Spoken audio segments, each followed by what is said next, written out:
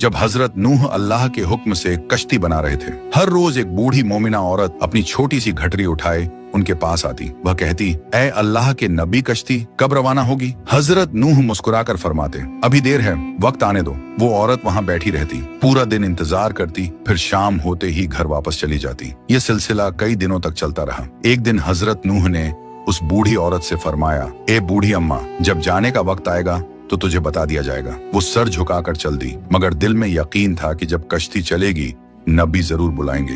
वक्त गुजरता गया, फिर अल्लाह का अजाब आ गया। जमीन पर तूफान बरपा हो गया, पानी हर तरफ फैल गया और हजरत नूह की कश्ती रवाना हो गई। लेकिन हजरत नूह उस औरत को बुलाना भूल गए। जाहिरी तौर पर ऐसा ही हुआ। तूफान थम गया, समंदर की लहरें रुक गईं। कुछ वक्त बाद हजरत नूह के दिल में ख्याल आया कि चलो उस शहर को देखा जाए जहां से सब कुछ शुरू हुआ था। वो कश्ती से उतरे और शहर की तरफ चल दिए। जब शहर पहुंचे तो देखा हर तरफ वीरानी और तबाही है, मगर एक कोने में एक झोपड़ी से रोशनी आ रही थी। एक दिया जल रहा था। हजरत नूह हैरान हुए, इतना बड़ा तूफान आया, सब कुछ डूब गया, लेकिन ये दिया कैसे जल रहा है? उन्होंने जोर से अल्लाहू अकबर कहा। झोपड़ी का पर्दा उठा। वही बूढ़ी औरत घटरी उठाए बाहर आई और मासूमियत से बोली, या नबी अल्लाह, क्या कश्ती अब तैयार है? चलें? हजरत नूह की आंखें हैरत से फैल गई।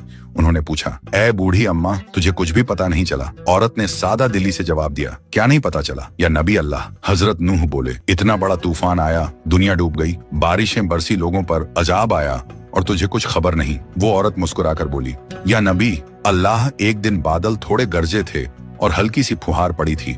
बस हजरत नूह ने आसमान की तरफ देखकर फरमाया, ए मेरे रब, यह क्या मौजा है?